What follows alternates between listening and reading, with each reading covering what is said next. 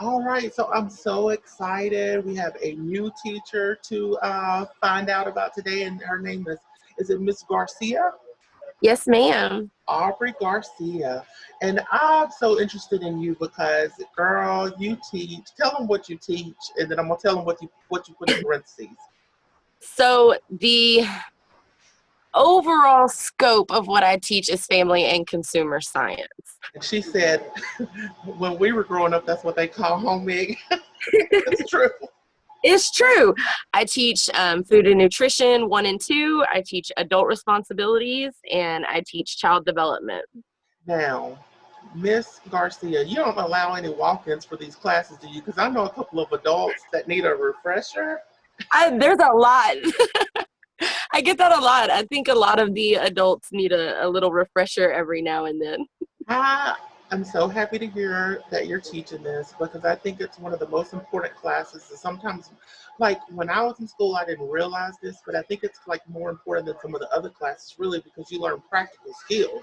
But It is applied life skills is what it really is. And I'm not knocking any other content or anything like that, but I get tons and tons and tons of emails from my students once they've graduated saying, I did this today and I never would have known how to do it if I hadn't learned how to do it in your class. I have somebody that sent me a picture of an entire meal that they made for their family during quarantine because they learned how to cook in our class. And that's so cool. kids that get their first job and filled out their taxes for the first time this year. And they were like, I knew how to do this because of Miss Garcia. And that just makes me. Wow. And so this is your fourth year? This will be the start of my 4th year. And do you love it?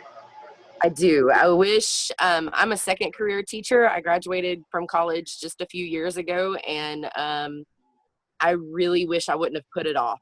I wish I would have started sooner. Cool. Now, I want to talk about your hobbies. We'll talk about that in a minute because I'm kind of interested in that too. But I wanted to just look at a couple of things on your list that I thought were really wonderful, actually. So we have this book on here, Something Happened in Our Town, a child's story about racial injustice. Is that not timely and important?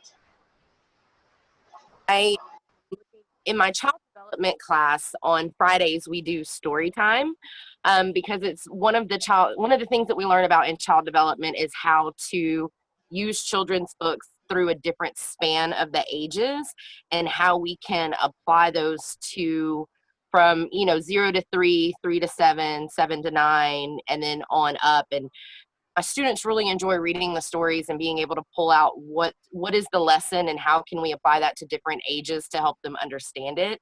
And so I'm grow my children's book library for my high school class. Yeah. One other thing, and this is just goes to show that the age that we're living in now, is that you're in need of a wireless microphone system to do your virtual teaching. Yes. The computers that we have in my classroom do not have a microphone or a webcam attached to them already. And I've tested it with some of the laptops and Chromebooks, and I just don't feel that the quality is going to be there for my students. So we've already acquired the webcam part. I just need to acquire a wireless microphone now. Okay, so we're just throwing that out there, you guys. Put it out there, y'all. No pressure. Put it out there. And then there's one thing that I just really want to be nosy about because I saw this on a couple of other teachers' lists. The doorbell.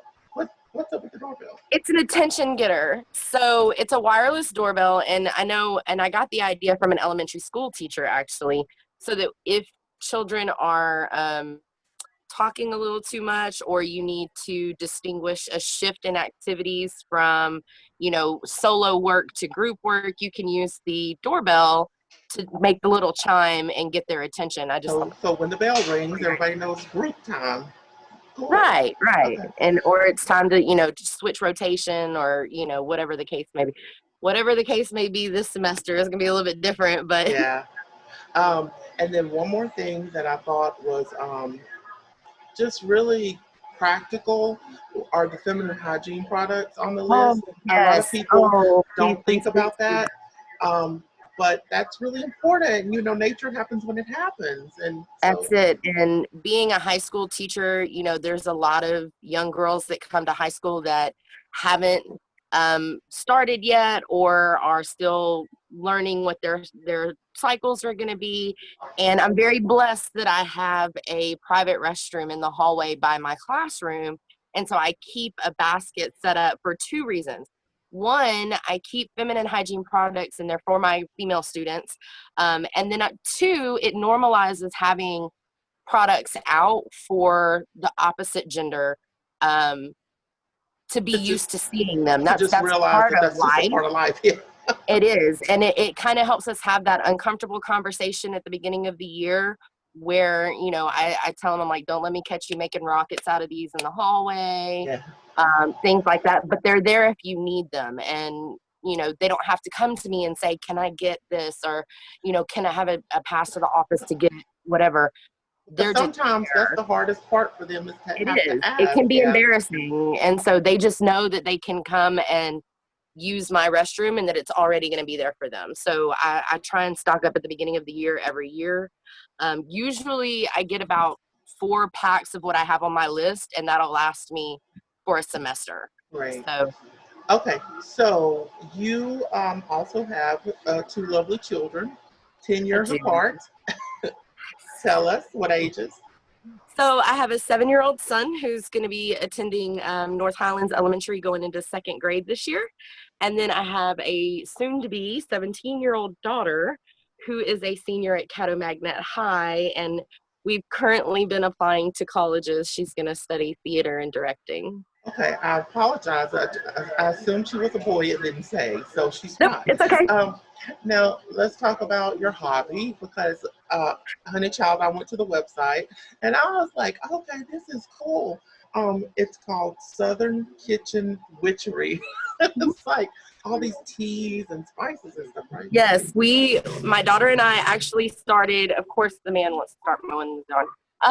My daughter and I started an herbal tea business when quarantine hit. It's an idea that we had been kicking around for a while, working with natural herbs and plants to promote holistic living. And so you know, it, it's great. It's doing wonderful. We're at the farmers market every Saturday morning.